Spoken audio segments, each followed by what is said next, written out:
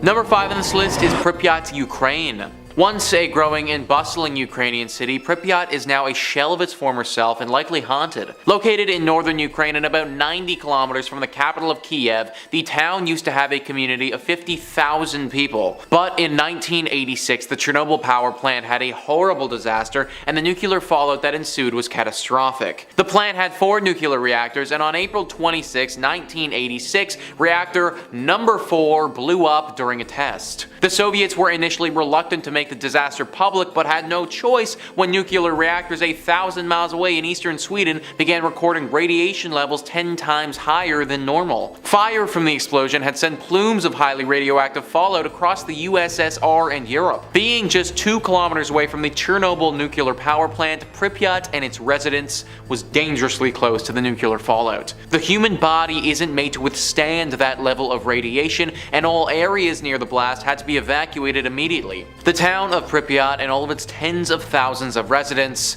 was no exception. Decades have passed, and this place has been eaten alive by time with no human intervention. With the horrible radiation fallout as well, who knows what sort of creatures are lurking here now? Its buildings have decayed and been partially reclaimed by the elements, and wild animals that roam through apartments people used to call home, sports complexes, and amusement parks. In the town post office, hundreds of letters from 1986 still sit waiting to be mailed.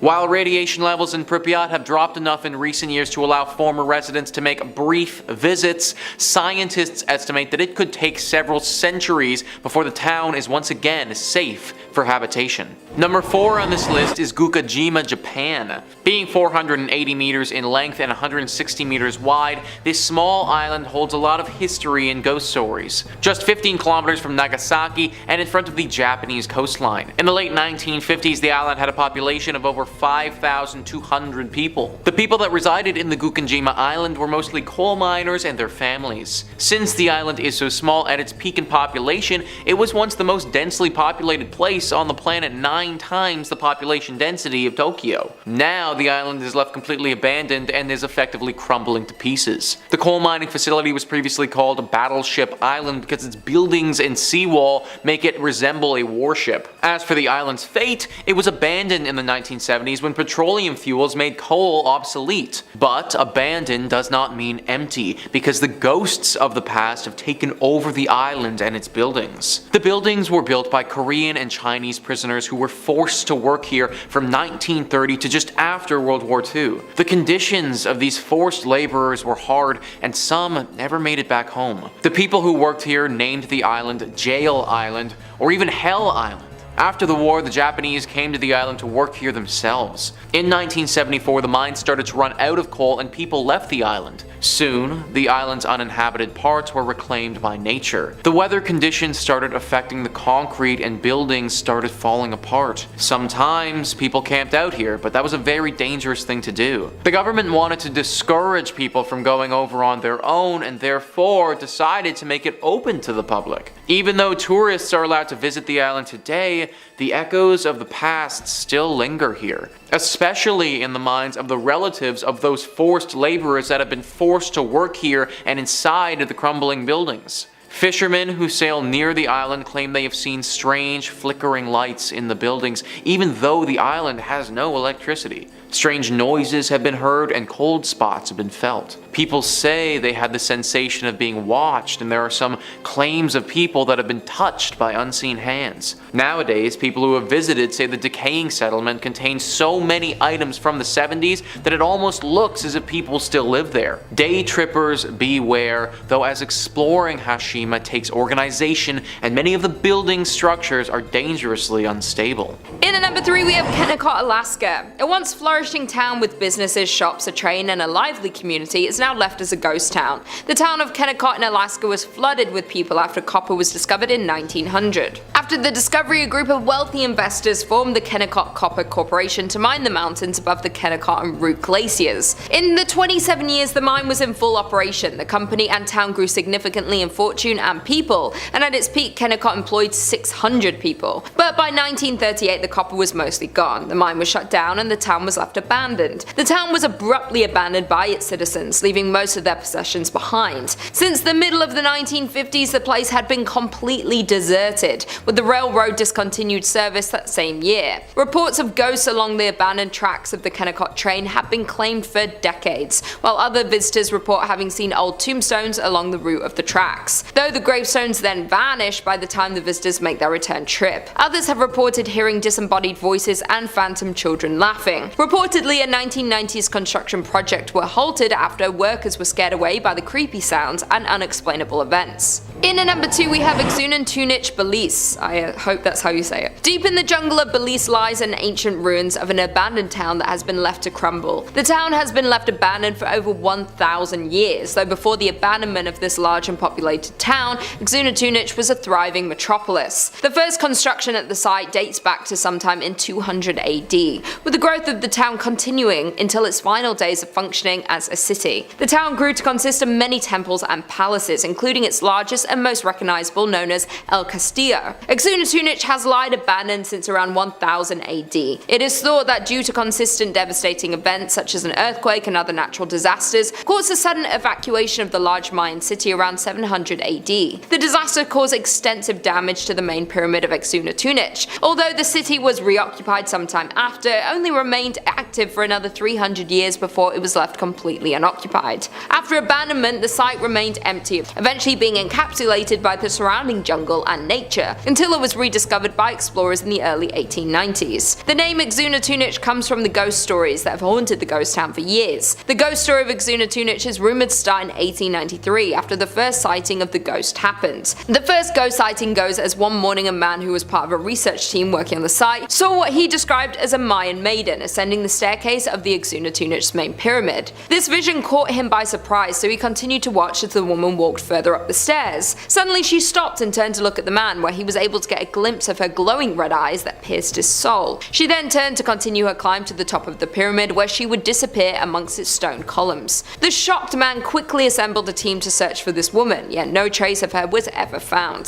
Since this sighting, countless more visitors have reported to also spot the ghostly maiden who haunts Tunich. She is always described to be ascending El Castillo's stairs. To this day, the sightings and reports from visitors continue. The ghost frequency is what gives Tunich its name, which translates to the Stone Lady in the Mayan language. Some believe that this Mayan maiden have formerly lived within the city many years ago. Others believe that she was a human sacrifice, trapped to relive her last moments of ascending to the top of the pyramid where her ritual would have been conducted. Then there are a few who believe her to be some sort of ancient godly spirit linked to the site and the Mayan culture. And finally, in at number 1 we have Calico, California. The ghost town of Calico can be found in California, midway between Barstow and Yermo. The beginning of the town started in 1875 and was built under the impression that there were prospects for silver in the Calico Mountains. But in the spring of 1883, many of the local miners left Calico when borax was discovered 3 miles east at Borate.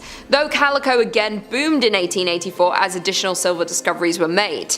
Gaining a population of some 2,500, the town supported 24 saloons and gambling dives that never closed, as well as more establishments such as the church, public school, dance school, and a literary society, along with dozens of retail businesses. By the late 1800s, Calico was bustling with prospectors searching for their fortunes, and the Calico mining district became one of the richest in the state. Calico's final decline began when the price of silver fell in the 1890s, but the break production kept it alive, even through the panic of 1906. They tried to hold on, and borax for a time substituted for the shiny metal that had been Calico's fortune. Calico kept churning out valuable minerals until it finally exhausted its supply in the 1920s. Calico was soon abandoned and left to gradually decay in the desert sun until little remained, but in 1951 it was purchased by the Walter Knott, an ex-miner, and rebuilt as a modern ghost town. He restored the town to mostly how it was, in certain cases rebuilding some of the old structures as they were back in the 1880s. Considered one of the top haunted locations in California, Calico has its fair share of ghost stories,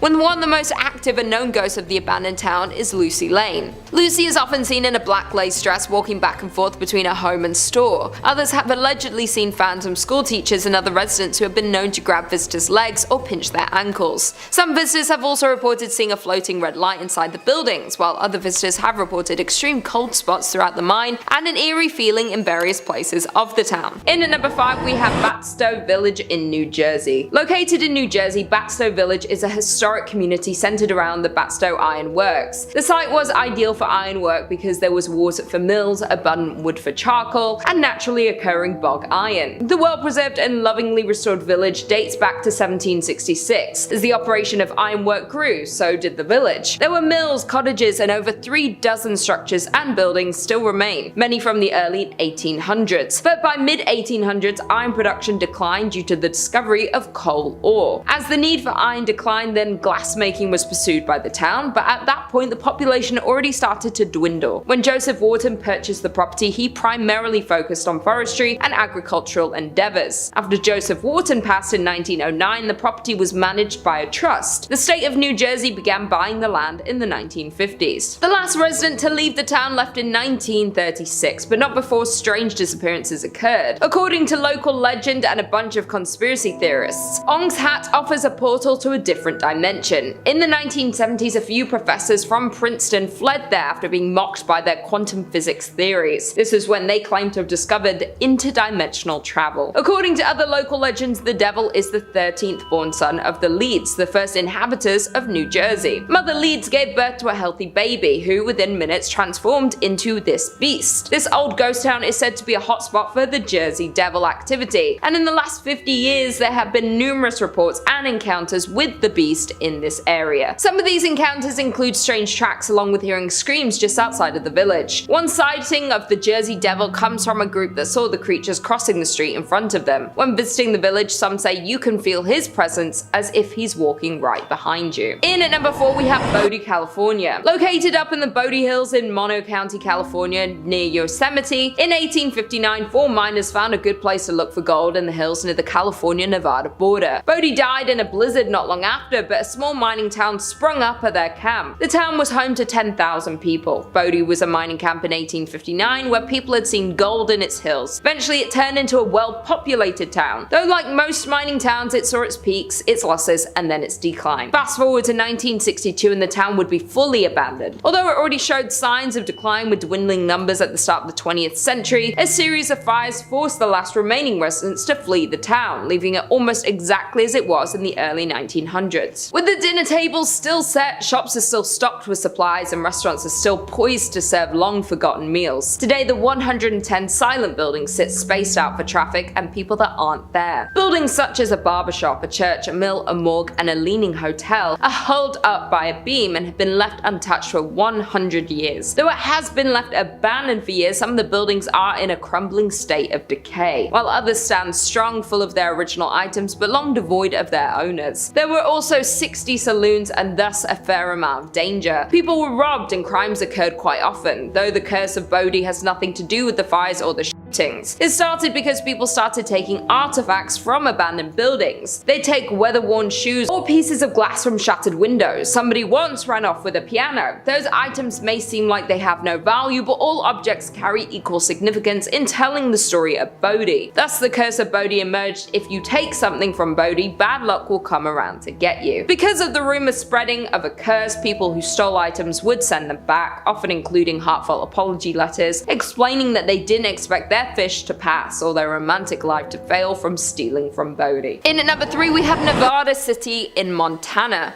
Miners settled in Nevada City in 1963, along with establishing their homes and businesses in this new town. Located in southwestern Montana, the town is 1.5 miles from Virginia City. The town was thriving up until 1876 when the gold miners moved to other promising sites. In 1896, the Connery Placer Mining Company destroyed most of the city's buildings. The company dredged the gulch and later abandoned it, leaving heavy wooden barges. This abandoned town being haunted is old news, as the Nevada City Hotel is reported to be frequented by the apparition of a road agent who lost their life nearby, according to online sources.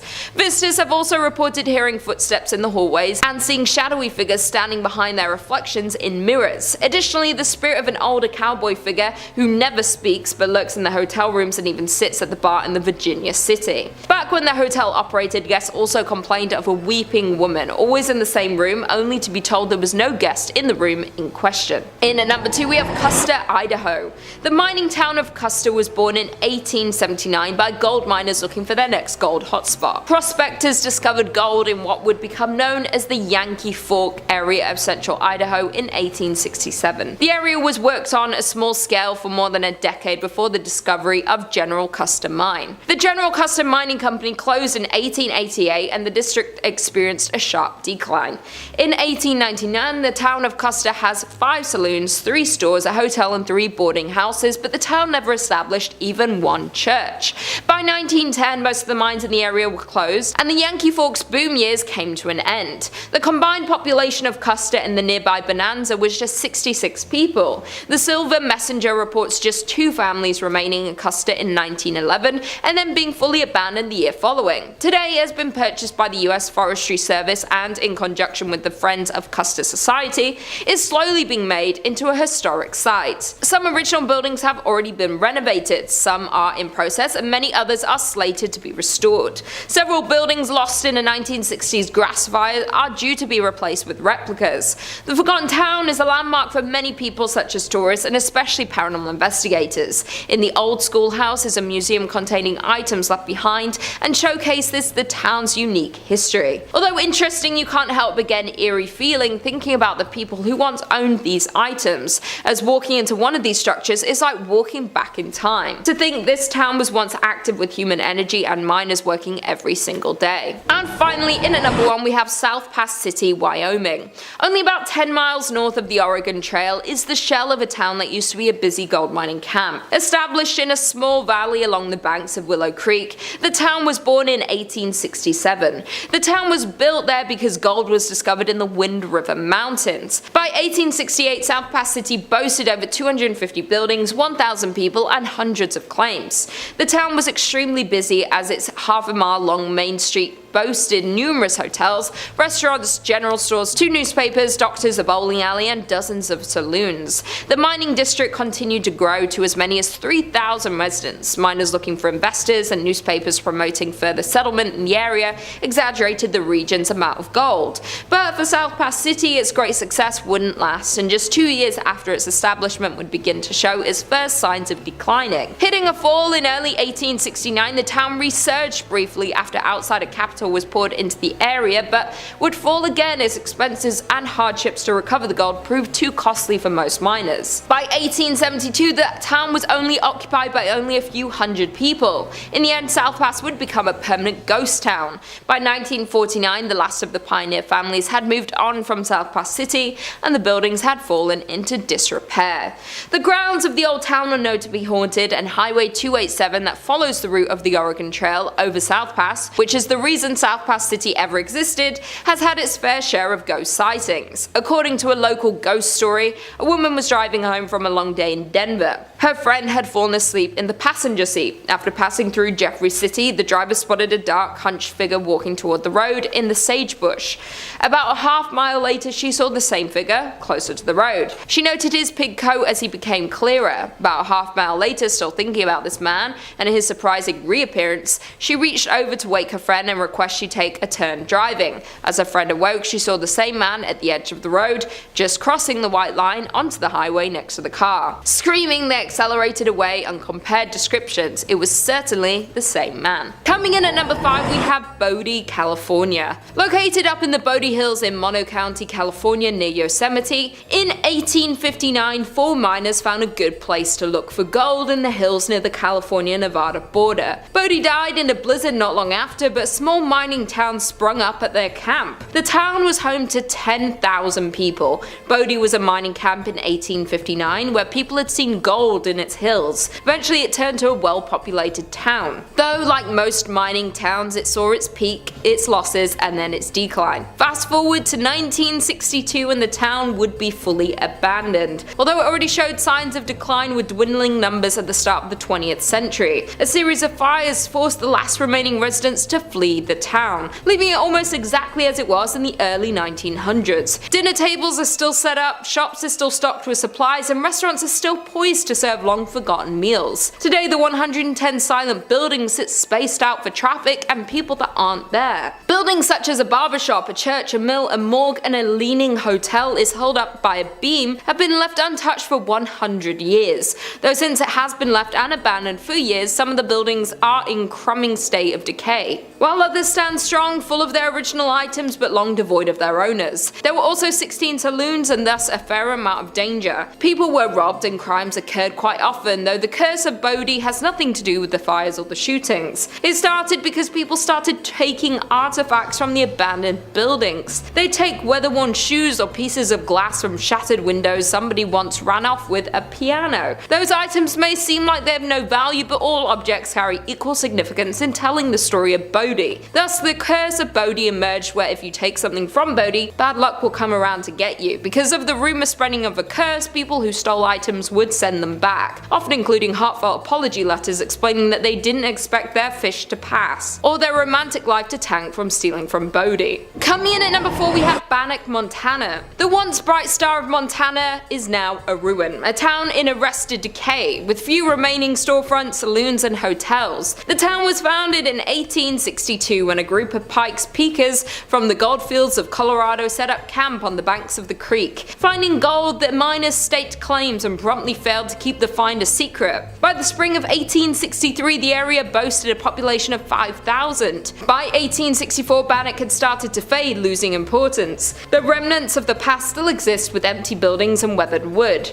Today, over 60 structures remain standing, most of which can be explored. The town is known as a site for paranormal activity. It is known that ghosts of the abandoned town walk the streets of Bannack. The most common ghost story, though, is the story of Dorothy Dunn. In August 1916, Dorothy Dunn, her cousin Fern, and a friend waded into a dredge pond and stepped into deep water, but none of the three knew how to swim. Luckily, a passerby was able to save both Fern and the friend, but Dorothy was not as lucky. Today, the site of the tragic drowning is referred to as Dorothy's Hole. Sometime after the accident, Bertie saw a ghost of her friend upstairs in the hotel of the town. She recognized Dorothy by her long blue dress. Although Bertie rarely discussed the sightings, other visitors began to report seeing the spirit of a young girl in a long blue dress in the window of the hotel. Others have reported cold spots, and some have reported trying to speak to the girl in a long blue dress. Bannack was filled with adult workers, crimies, murders, and of course the notorious sheriff and outlaw Henry Plummer, whose vast gang terrorized and robbed southwest Montana for years. Henry Plummer was handsome, well-dressed, and charismatic. He was also able to gain the trust of the area miners and was soon elected sheriff of the community. However, little did the citizens of Bannack know, but their new sheriff led a secret band of road agents called the Innocents, who began to terrorize the travelers between Bannack and Virginia City, robbing and ending more than 100 men over the next several months. Once caught for his terrible actions, Henry Plummer met his fatal end at the hands of the town's citizens. Today, many say that the ghost of Henry Plummer haunts this old settlement. Perhaps he wants to avenge his name. In at number 3, we have Jazeerat al-Hamra, which is best known as the ghost town of the United Arab Emirates, is said to be the country's most haunted place, remaining a number of spooky events experienced by the locals and curious visitors. Jazeerat al-Hamra is an abandoned village located to the south of the city of Ras Al Khaimah, one of the 7 emirates that form the UAE. The coastal territory is the region's best example of a pre-oil village, displaying 3 distinct types of early and mid-20th century Gulf architecture. The town of Ras Al Khaimah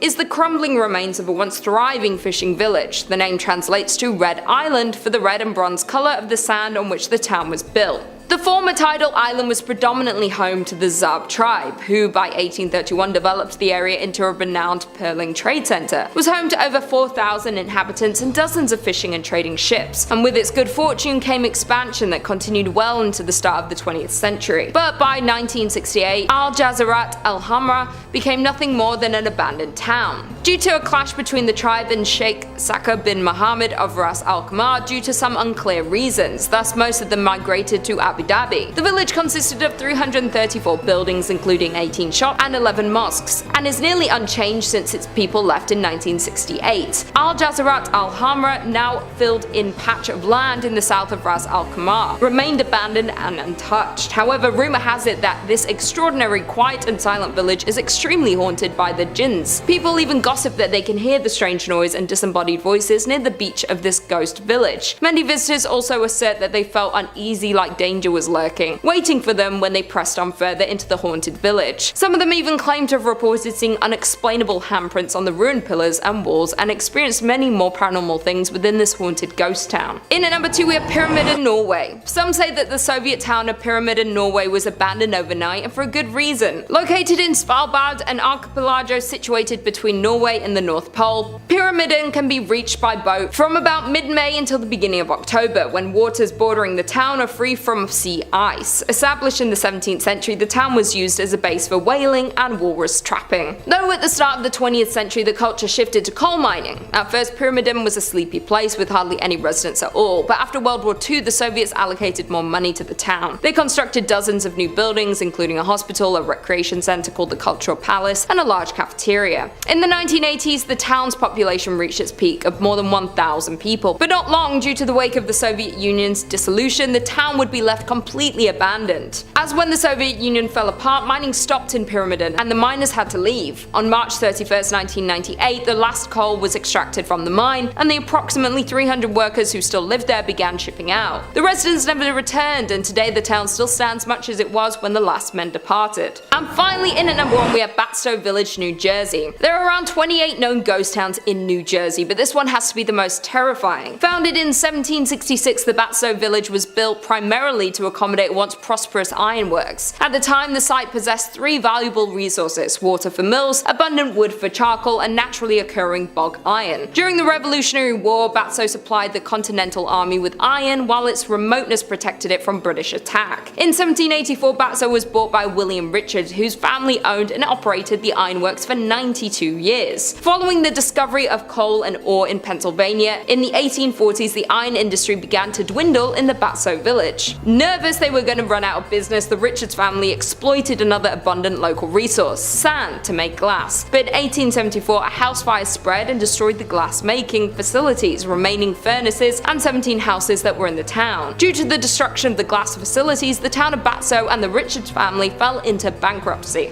The Richards and many of the villagers moved away after the accident, leaving the site silent. In 1876 the property, along with huge tracts of land around it, was purchased by industrialist and businessman Joseph Wharton, with the plan of reinventing the declining town into an agricultural, foresting and cranberry farm. But after his death in 1909, the land was held by a trust until purchased by the state in 1954 to form the Wharton State Forest. The state's plan for the town was to restore its 50-room mansion, as well as to rebuild the dam that was located on the lake, though the efforts to reinvent Batstow weren't enough to save it from its inevitable end. As when the state of New Jersey bought the village with a plan of improving it, the residents didn't see a future in the town, so they all left it, with roots that can be traced back to 1766 and the last remaining resident leaving in 1989. There are more than 40 structures still standing in the historic town, including a charcoal kiln, carriage houses, stables, ice and milk houses, a blacksmith, general store, gristmill, and a wheelwright shop, though they are all left untouched since the last residents left in 1989. Coming in at number 5 we have Grafton, Utah. Located just a few miles away from Zion National Park in Utah, the now abandoned town of Grafton can be found. The town was originally established in 1859 when 5 Mormon families nearby were led to establish a town they called Wheeler to plant cotton, which would have been a profitable commodity during the Civil War. After only 2 years, the town was struck by a massive flood starting on January 8th of 1862 that washed away the entire town. However, the pioneers did not give up that easily and moved about a mile upstream and founded a new town named Grafton. They grew cotton, alfalfa and wheat, but life was harsh and many residents lost their life due to the diseases and various accidents. The mortality rate was also extremely high, which accounts for about 77 total graves in the nearby cemetery. The town flourished for a while despite reoccurring floods, with a church and adobe schoolhouse being built in 1886, but when the Hurricane Canal was built in 1906, many families started to move to Rockville and Hurricane, and by 1920 only 3 families remained in the town, and in 1944 the town's last residents, Frank Russell and his wife Ellen, moved as well. And although the town is now well maintained by the non-profit volunteer organisation of the Grafton Heritage Partnership Project, its dark past can still be felt when exploring the area. People have reported hearing ghostly footsteps over the creaky floors in the empty buildings, as well as the breath of ghostly souls on the back of their necks. The entire town gives visitors a feeling as if being watched, and the shadowy figures can sometimes be spotted in the windows. Another visitor sister of the ghost town visited the basement of the Russell home and claimed that they found a chair sitting in the middle of the basement with a mark on it as if someone had recently sat on it. They had been exploring for over an hour at this point and had not encountered another person on the way to town or the entire time they were there, but for some reason the print looked brand new, with not a single speck of dust on it. After filming for a few moments in the basement and recording into the silence, they felt a rush of air, as if someone had just walked past them, which scared them, and they decided it was time to leave. There are even rumours of skinwalkers lurking in the area. Even the cemetery itself has many reports of people hearing crying, laughing and chilling screams, especially late in the day and when it's overcast. Some people have even seen a woman in a dress with her hair in a bun walking around the cemetery sobbing, but when they approached her she disappeared into thin air. There is no doubt that there is definitely a very uncomfortable feeling while walking around the gravestones, which isn't surprising knowing the sad history of the people laid to rest there. In at number 4 we have Deadwood, South Dakota. The town of Deadwood is located in South Dakota and gained attraction in the gold rush of 1876. In 1875, a miner named John B. Pearson found gold in a narrow canyon in these northern Black Hills. This canyon became known as Deadwood Gulch because of many dead trees that lined the canyon walls at the time. Practically overnight, the tiny gold camp boomed into a town that played by its own rules that attracted outlaws, gamblers and gunslingers along with gold seekers. At its height, the city had a population of 5,000, attracting larger-than-life Old West figures back then. The business district comprised largely of saloons, dance halls, card parlors, and bodacious bordellos.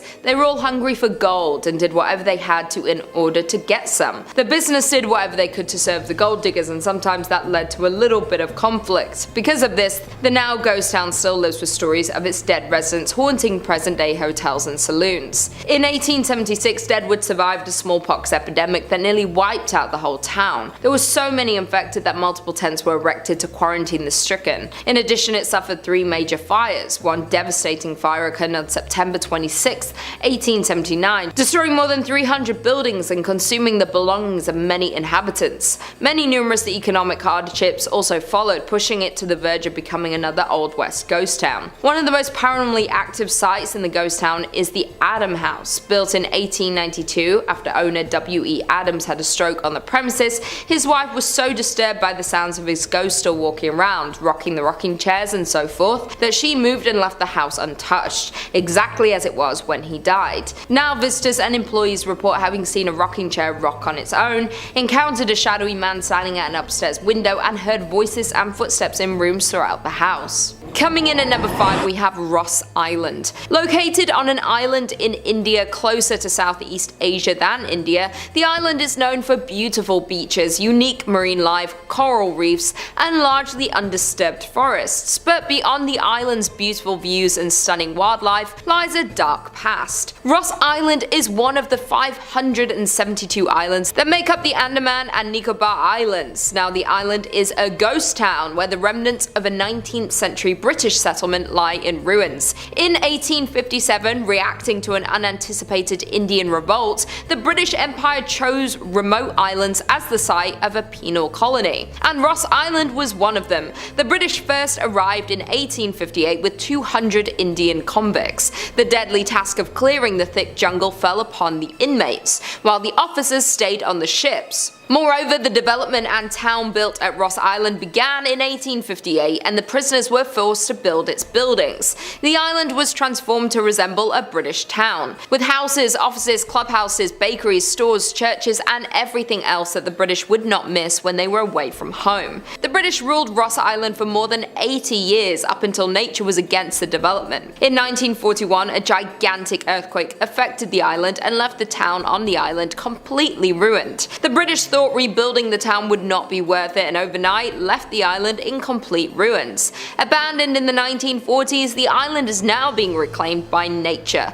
Homes, a massive church, ballrooms, and even a graveyard all are in varying stages of decomposition, being taken over by an unyielding forest. In at number 4 we have Tulingua, Texas. Near the Mexican border, you'll find the town of Tulingua, Texas. In the 1800s, it was discovered that the area in which Tulingua was built was plentiful in cinnabar, a red mercury sulfide, from which mercury can be extracted. This caused an influx of miners to the area, but it wasn't until Jack Dawson's discovery and production of the area's first mercury in 1888 that it drew a population of 2,000, and by 1900 there were 4 mining companies in the area. When the Chiso's mining company opened in the mid-1800s, workers and their families quickly relocated to the Tulingua, Texas. The Chiso's mining company was founded and began operations in 1903 near Tulingua, Texas. The company specialized in the extraction of quicksilver and mercury. In 1799, Charles Harvard discovered that compounding the element produced fulminate mercury crystals, establishing its marketability. These crystals are useful in the production of gunpowder cartridges and shells. Mercury production had peaked during the First World War but began to fall, thus Chiso's mining company had filed for bankruptcy and the miners began to trickle out. When the mine went bankrupt in 1942, Perry sold it and moved away. The population was around 3,000 at its peak, though it said that everyone up and left the municipality in the 1940s once the mercury was picked through. Thus, the once busy city became the ghost town we know today. It is now home to 110 people. By the end of the war, it was an abandoned ghost town. Number 3 on this list is Deception Island in Antarctica. Deception Island can be found just off the northwest Antarctic peninsula in the South Shetland Islands. The island itself is quite remote and can only be reached by ship. The island was once known for being the safest harbor in Antarctica and used as a sealing and whaling station, having interested Britain, Chile, and Argentina for a place of science and military, where Britain ended up using it as a military base, but not for long, as it was deserted when volcanic activity destroyed it in 1960. Today, Deception Island is a popular Antarctic tourism destination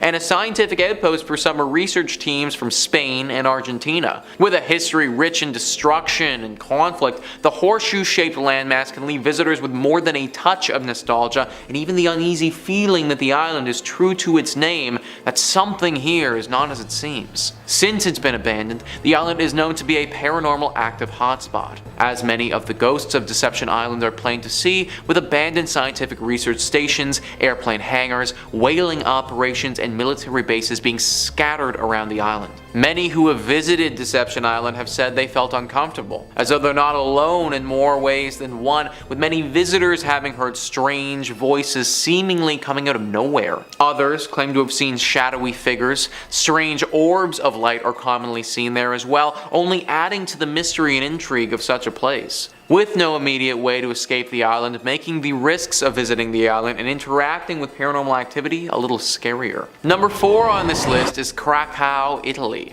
Even though the residents of Krakow, Italy are long gone, the town on the hill remains abandoned. Located atop a 1,300-foot cliff overlooking the river valley below, the town was founded in the 8th century. Krakow is only 40 kilometers inland from the Gulf of Taranto and a part of Italy's Basilicata region. The first written evidence of the town's existence shows that it was under the possession of a bishop named Arnaldo in 1060 AD. The town's oldest building, the tall Tor Normana, predates the bishop's documented ownership by 20 years. The city emptied due to various natural disasters. In 1963, the people of Krakow, Italy saw its first substantial landslide, though life went on and the town kept on expanding. Then another tragedy hit. In 1656, the Black Death began to spread, where hundreds died and the population dipped. Though the town lived on, in 1972 a flood made conditions even more precarious. Despite living conditions being harsh and dangerous, as well as numerous bandit raids, there were still many residents who refused to leave their beautiful city. Though in 1980 an earthquake caused the town to be abandoned in its entirety. Now Krakow is effectively a ghost town, reduced to nothing but ancient ruins for half a century. It's an eerie look at a once thriving village that's now known as a ghost town. The oldest part of Krakow, built on solid bedrock, still remains standing. As beautiful as Krakow is, the land and location have proven not suitable for habitation. From its rich tragic history and frozen in time as a medieval town, it's only safe to assume that the town is haunted by its past. And finally, number 1 on this list is Kennecott, Alaska. Built in 1903, the town of Kennecott was once bustling with people, full of workers who came to the town in search of wealth and work in the mines. There were businesses, shops, a train connection, and a lot of life. Then, in 1938, the town was abruptly abandoned by its citizens, leaving most of their possessions behind. Since the middle of the 1950s, the place has been completely deserted. In the Kennecott mines, it was not gold that people were digging for, like in so many other places, but copper. After copper was discovered in the area in 1900, a group of wealthy investors formed the Kennecott Copper Corporation to mine the incredibly rich veins in the jagged mountains. In the 27 years the mine was in full operation, the company made more than $100 million and a company town grew around the mine. It grew quickly into a major town with a school, a hospital, a saloon, and a brothel. But by 1938, the copper deposits were mostly gone, the mine was shut down, and the town was abandoned. The railroad discontinued service that same year. Over the years, visitors exploring the ghost town and Kennecott historical landmarks have claimed they've seen tombstones just off the old dirt path and in places where the old copper railroad used to be. Widespread and well-known stories of hauntings along the old railway track have been reported from the region. Back in the late 1990s, the state of Alaska was said to have begun developing a government housing tract out along the trail that once marked the old copper railroads. But during construction, workers so regularly recounted phantom visions and disembodied voices of both children and adults along the old copper railroad that keeping work up became impossible. Eventually, things got even worse, with construction workers having seen the tombstones and heard the wails of the past miners. In addition, the workers started losing their tools right out of their tool belts and boxes. It was enough to frighten off even the boldest and bravest public workers that the whole project had to be cancelled. Coming in at number 5, we have Goldfield, Arizona. Being deemed as one of Arizona's most haunted places, we have the town of Goldfield. Founded in 1893, Goldfield was a promising land for gold mining. The town grew rapidly, gaining 1,500 residents during its first year. The space was quick to build businesses including stores, a blacksmith, a butcher, a brewery, and 3 saloons. Though the town of Goldfield met its fall just as quickly as it was built up. After 5 short years, the gold ran out and people began to dwindle, eventually leaving it fully abandoned, securing its ghost town status. Being classified as a ghost town doesn't necessarily mean a place is haunted by ghosts, but this is not the case for the Goldfield ghost town. There's plenty of documentation and investigations that point to Goldfield being a paranormal active ground. It is known that a mysterious figure lurks within the shadows of the Goldfield ghost town bordello. It is unclear who this spirit would have been in life, yet it is commonly believed he was once a miner who lived in the town. Unexplainable knocks and bangs are heard in the building, and some unfortunate visitors have been scratched. This activity is attributed to a dark character who's usually seen wearing a cowboy hat. Just on the horizon of the Goldfield ghost town sits a landscape made ominous by its name and the legend surrounding it. The Superstition Mountains are cloaked in mystery and at the center of many fables, making them notorious among the paranormal community. The Superstition Mountains carry many secrets, the most famous being the location of a supposed deposit of gold and riches in the Lost Dutchman's gold mine. A curse has kept this treasure safe since the days of Goldfield's mining boom. Many have set out to locate these riches, and many have returned empty-handed or found only death. Countless adventurers have perished in the Arizona heat pursuing this chase.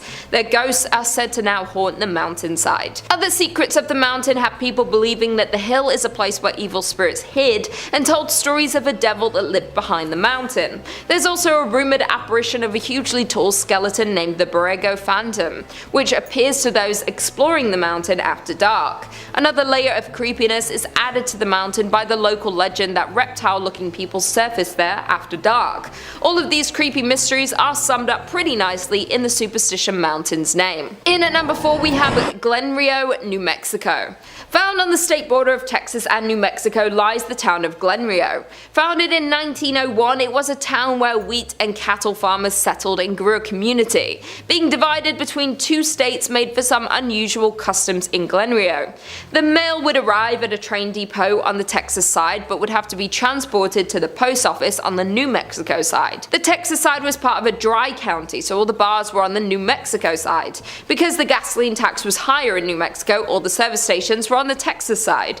By 1920, Glen Rio had a hotel, a hardware store, and a land office, as well as several grocery stores, service stations, and cafes. Though Glen Rio's permanent population never rose above 30 people, the town survived with its tourist-based businesses catering to the many travelers along Route 66. By 1985, only 2 residents remained in the small town, and the Texas Post Office was the only business open. It too has long since closed. Other buildings have overgrown sites, missing windows, or debris surrounding them.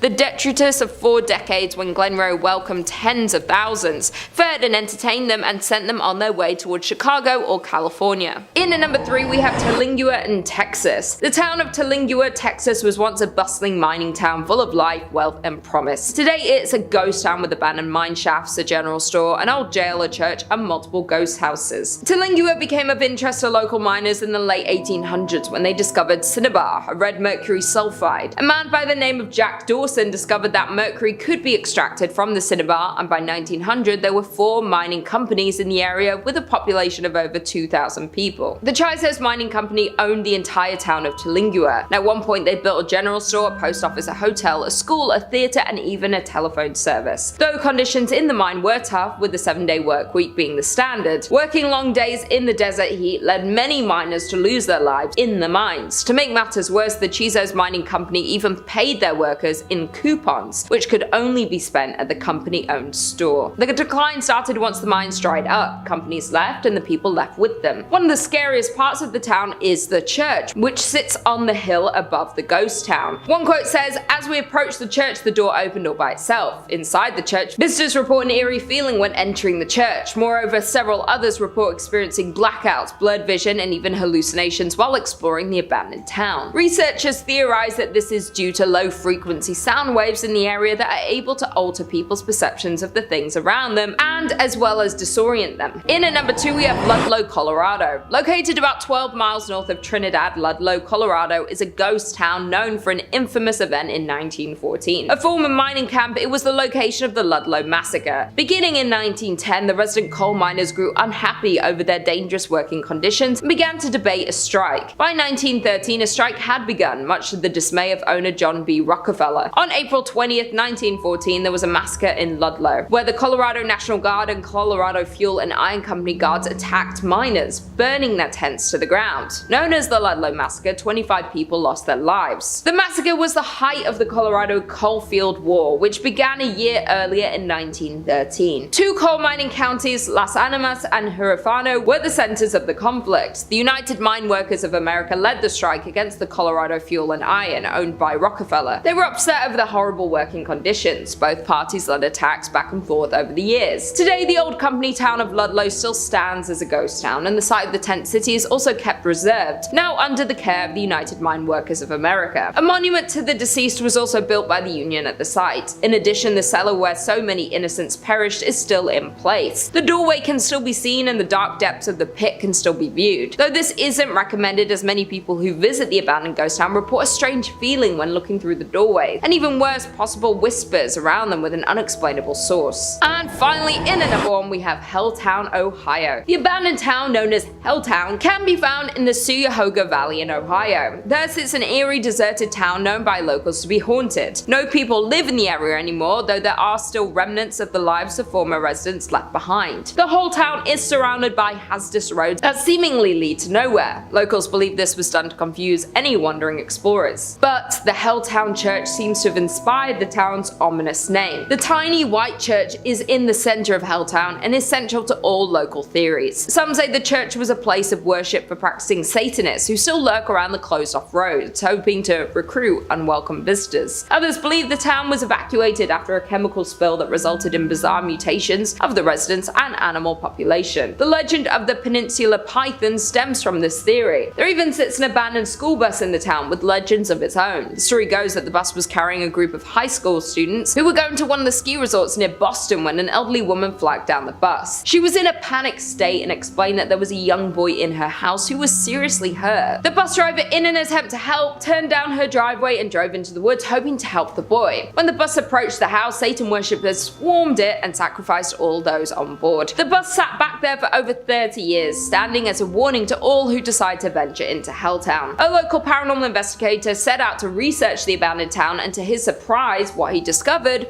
was truly frightening. He describes Helltown as not just truly abandoned, but is home to many spirits and hauntings. His personal experience with a ghost encounter was returning to his car to find strange people looking into his car windows. Both times the people vanished as soon as they saw him approaching the car before he had a chance to speak to them. In at number 5 we have St. Elmo, Colorado. St. Elmo, Colorado was a former gold mining camp in Chaffee Country. Today it is one of the best preserved ghost towns in Colorado, as the entire district was placed on the National Register of Historic Places in 1979. The area was originally settled in 1878 and was made official in 1880, when gold and silver began to bring many people to the area. At one point the population reached more than 2,000 people. In 1881 the Denver, South Park and Pacific Railroad came through the area and a station was built in St. Elmo. From here the tracks continued to Romley, Hancock and through the historic Alpine Tunnel. St. Elmo was considered the main source of supplies arriving by train for the area settlers, and eventually several merchandise stores, 5 hotels, a telegraph office, a town hall, 5 restaurants, 2 sawmills, a schoolhouse, a weekly newspaper called The Mountaineer, and numerous saloons and dance halls filled the town. The miners worked at several mines throughout the area that were rich in silver, gold, copper and iron. In 1890 a fire destroyed the business section and the town was never entirely rebuilt. This was about the same time that St. Elmo's peaked in population with about 2,000 residents. Afterward many of the mines were depleted and many miners moved out of the area. More mines continued to fail in the ensuing years, and the closure of the Alpine Tunnel in 1910. The state of the structures paired with depleting mines led many in the community in search of new, more prosperous mining towns to call home. The railroad continued to run until 1922, and it has been said that the rest of St. Elmo's population rode the last train out of town, never to return.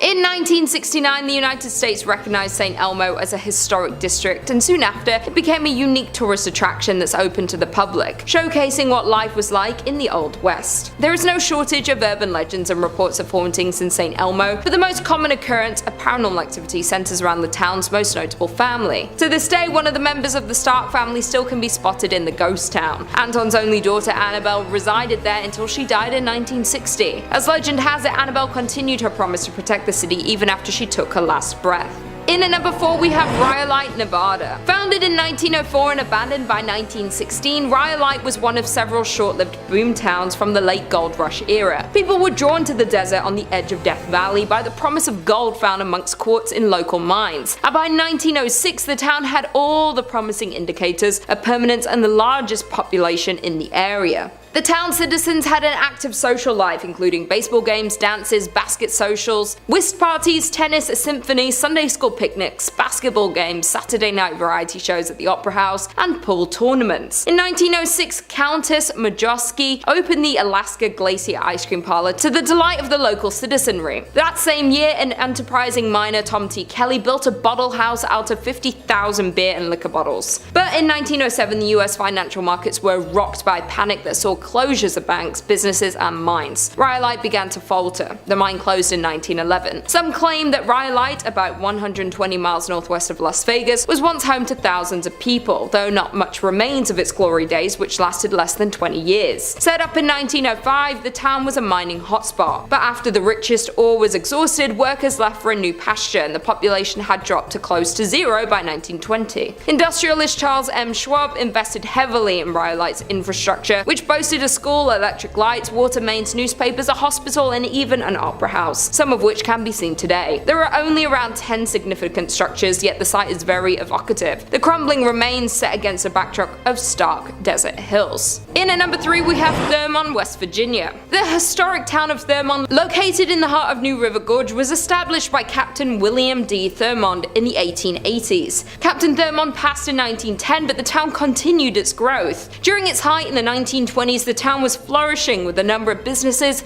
and facilities in the railway industry. Thurmond had 2 banks, 2 hotels, stores, a cinema and offices, yet after a series of setbacks, Thurmond soon went from boom to bust. A number of factors played a role in the town's slow decline. The first problem was the increased rail competition and the emergence of cars. Then in 1930, a fire that led to the closure of the biggest hotel in the town, the Dunglen Hotel, only furthered the decline. The final fate of the town was the Great Depression, and by 1950, Thurmont was a ghost town. Thurmont saw a small revival during World War II when coal was in high demand, but it was not enough. Afterward, the coal fields began to play out. Today, Thurmont stands at just 5-person population, which is why it is nearly vacant ghost town, as the remaining residents either move on or pass away. The house and the land it sits on became the property of the National Park Service. Walking around Thurmont today is a sad reminder of the countless other boom towns which once thrived with human activity, but today are silent and forgotten.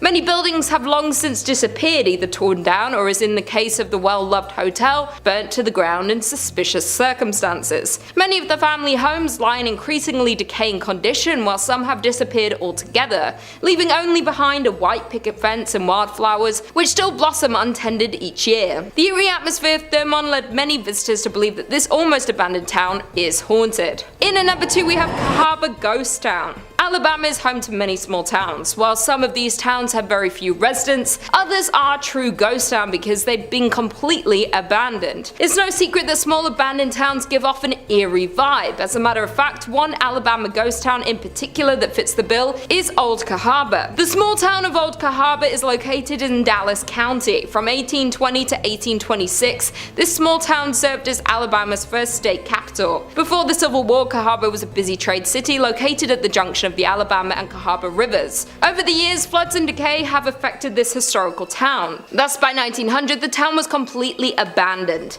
Today, Old Cahaba is Alabama's most famous ghost town. Many buildings still stand, like the church, schoolhouse, and some houses. However, they have been left untouched for decades. You can still walk the streets of Cahaba and see the ruins and abandoned buildings, but make sure to keep your eyes peeled for the ghostly orbs that have been reported to appear in the garden maze at the home of C.C. Peggs. Additionally, many locals share similar ghost stories from the ghost town. While it's known that Cahaba is filled with paranormal activity, one groundskeeper that works at the new Cahaba cemetery has reported hearing voices as they worked. While tourist groups claim to have recordings of unusual sounds, and others say they've captured unexplained lights or shadows in photographs. Another site that's reportedly haunted is the Barker House. This mansion was built in 1860 by Stephen Barker and contained slave quarters behind the house. After people started leaving the town in 1870s, the house was bought by Samuel McGurdy Kirkpatrick. It burned in 1935 and was rebuilt, but today it's in pretty bad condition. The only people usually left inside are paranormal investigators. Reports from said investigators include seeing a ball rolling across the floor on its own,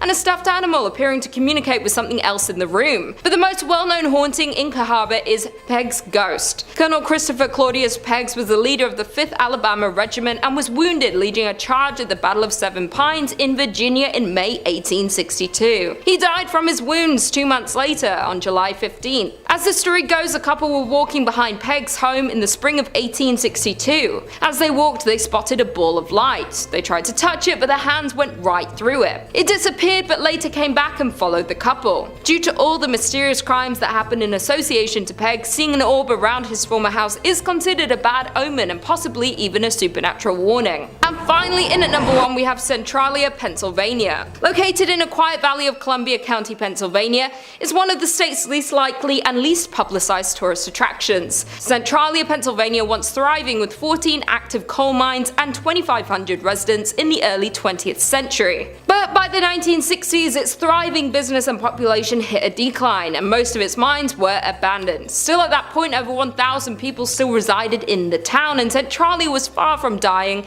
until a coal mine fire began below. In 1962, a fire started in a landfill and spread to the never-ending coal tunnels that miners dug thousands of feet below the surface. And despite repeated attempts to extinguish the flames, the fire still burns to this day. 20 years after the fire started, however, Centralia, Pennsylvania began to feel the effects of its underground fire, as residents started passing out in their homes from carbon monoxide poisoning. The trees began to die and the ground turned to ash. Roads and sidewalks began to buckle. But some residents didn't want to leave despite the health risks. And for the next 10 years, legal battles and personal arguments between neighbors became the norm. The local newspaper even published a weekly list of who was leaving. Finally, Pennsylvania invoked eminent domain in 1993, by which point only 63 residents remained. Officially, they became squatters in houses they had owned for decades. In 2013, the remaining residents, which were fewer than 10, won a settlement against the state. Each was awarded $349,500 and ownership of their properties until they die, at which point Pennsylvania will seize the land and finally demolish what structures remain. In at number 3 we have Garnet, Montana. Found in Montana, the abandoned town of Garnet was another gold rush town that drew thousands of hopeful miners. Between 1862 and 1916, gold was mined from the area. During the peak of the town, it had hotels, saloons, schools, and stores in the midst of the town's biggest years.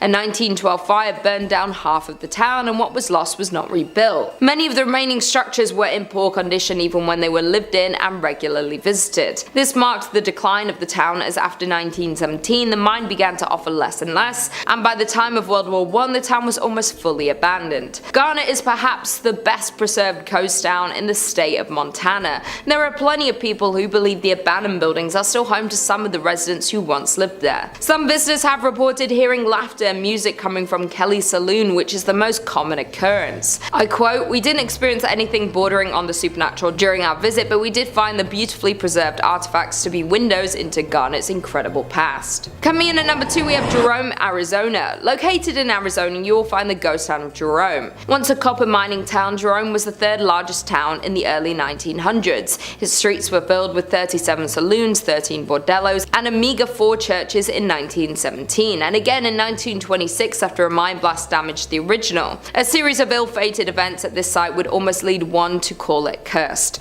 When the Great Depression hit, conditions in the town took a sharp downturn. Plagued with man-made disasters and poor fortune, Jerome's population gradually dwindled from thousands to somewhere between 20 to 50 residents. Finally in 1950 the town was abandoned for good. A number of visitors have recounted other mysterious sightings. Visual apparitions range from human-shaped figures that roam the halls and stairways of the old hotel to a friendly animal that is said to scratch and meow at the doors. Additionally, one of the town's most well-known ghosts is said to lurk at the town's community center. Formerly called Lawrence Memorial Hall, the building is more often familiarly termed Spook Hall due to several strange happenings. With all the other apparitions wandering about this historic town, the cemetery, of course, known as the most haunted place in the whole town. Visitors here have made numerous reports of dark figures moving about, the sound of ethereal footsteps, and the sounds of distant voices. The old cemetery includes graves dating from 1897 to 1942. And finally in at number 1 we have Cerro Gordo, California. Cerro Gordo is a ghost town located in Death Valley and is considered one of the best abandoned places in California. Cerro Gordo means fat hills in Spanish. It was named this for the vast amount of silver it contained. By the end of 1869 the city flourished and became well known for its promising business. By 1871 Cerro Gordo was well established as a mining town. The American Hotel was completed that year, as were several other permanent structures, a general store, restaurants and saloons. At its height, the town had 5,000 residents. In 1875, Cerro Gordo suffered a series of setbacks, necessitating the shutdown of its furnaces. These problems resulted from a scarcity of ore in the mine, which had lasted for several months, and the temporary drying up of its water supply. In addition, by late 1876, a fire accident happened through some of the mine buildings and the union shaft, and the furnaces were closed the following February due to the disaster. A more lethal blow was dealt by falling lead and silver prices, effectively ending this era of activity at Cerro Gordo. Because of all the tragedy that occurred in Cerro Gordo, there's been multiple paranormal investigations held at the grounds of the abandoned town. While the new owner of the town was purchasing it, he was warned that they might have some visitors hanging around, and by visitors they meant spirits. One of the now owner's ghost stories goes along the lines of, as he was walking toward the bunkhouse, he looked at the window, the curtain pulled to the side and a little face poked out. Under the assumption that the contractors were staying in the bunkhouse, he asked when they were leaving, and he was told that they're gone for 2 weeks. So a little uneasy, he locked up the door and went for a hike. By the time he got back, the kitchen light was on, even with the lock still on the door.